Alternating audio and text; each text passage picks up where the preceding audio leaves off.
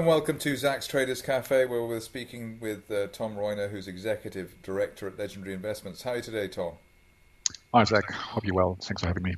Right, I've been trying to think of a witty introduction to this particular podcast. Artificial intelligence for dummies was probably the best I can come up with, but I think from an investment point of view, it would be interesting to know whether all the hype that we're hearing about AI is really worth it. What's your view?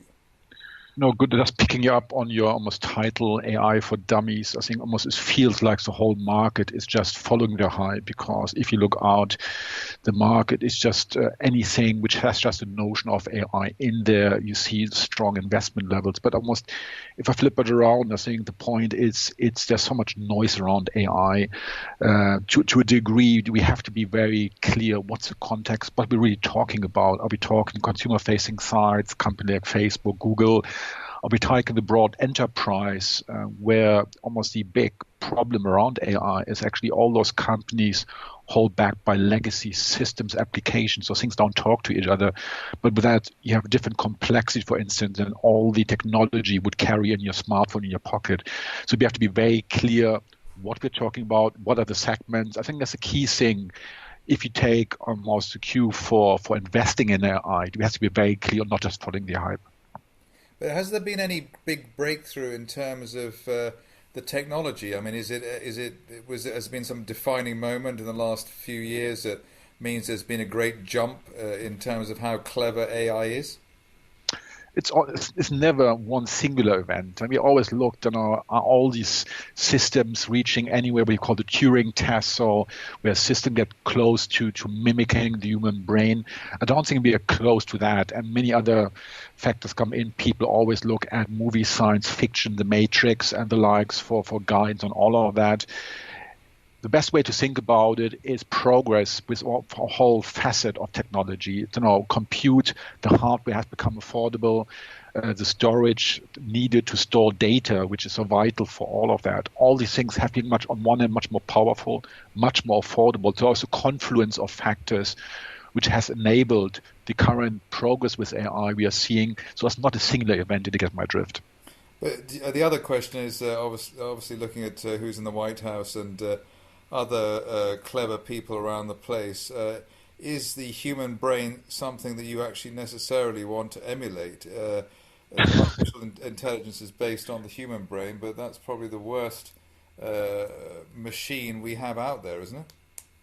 It's a fair point, and we can flip it around. So some AI might help certain people. So yes, I think that I take your point. But I think while nothing is defined in the space, on one hand, the best way to think about it really a set of technologies which are mimicking the human brain. But broadly speaking, what we're seeing in the market, we're not close to really sort of encompass or getting close to the broad activity of the brain, meaning combining many activities. Broadly speaking, we have done our one or two activities which we can enhance to technology. Hence, we talk about narrow AI, so it's quite a narrow way of looking at it. And the direction of travel, many believe, is a notion what we call general AI, again, where you have almost a confluence of factors. You can get close to activities which we typically tend to associate with the human brain. But I think we're quite far away from that. Hence, we're quite happy to see the advantage, things like conversational services. We all know Siri, Alexa. But it's just almost a small part. Then there are much more complex stuff, technologies like IBM Watson, saving complex issues around research, advancing medicine, curing cancer, all these complex stuff. But how do you compare apples with apples? And it's so important if we approach it from an investment point of view, because we have to be clear what kind of technology we're talking about and not just being carried away by the hype. So, is there any relatively simple, relatively low risk way of entering or getting exposure to AI for an investor at this stage? I think from an investment point of view, and we see it already, there's so much hype around chatbots, and it's almost the other way around. It's probably not the low risk for investors, but it's a perceived low risk for organization. Almost many people believe having projects around chatbots. It's a low-risk way just to learn your ways around AI, to learn the lessons. But typically what that means, it's a narrowly constructed narrative where organization, think bank, is just trying to guide people calling into their call center or using their website, is guiding them to the FAQs, the frequently asked questions, or narrow set of answers.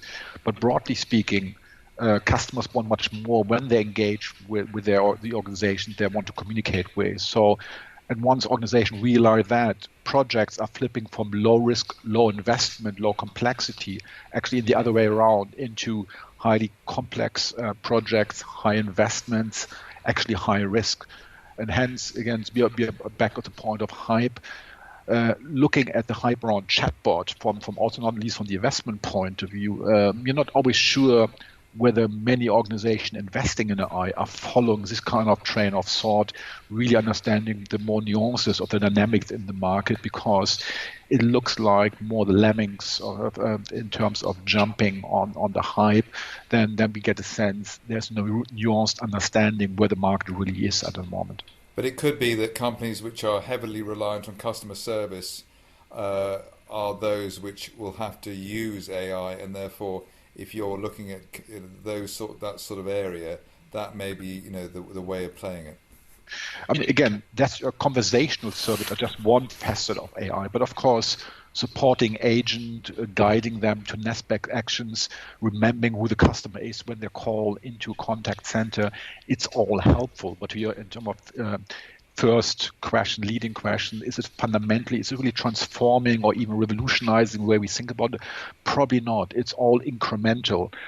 We see already systems that are, if you just stick with the use case of customer interaction, we see technology, IBM Watson, virtual agents, IPsofts, Amelia, who go all the way to sentiment analysis, who even can carry a whole conversation. And I think 2 weeks back, Google just announced a duplex technology, where again, an algorithm technology can make your appointment a hairdresser if you like to get one. I'm not sure where you are in terms of choosing your stylist, but again, it's quite a comprehensive way of interacting. So from the low-level chatbot to holding a complex conversation in a relevant context. So it's a whole range, and I almost tend to call it a continuum of activities, and that's the key thing. It's rarely one concept which will supplant the other, so we shouldn't stop, or we should stop ask binary question about is one concept supplant another.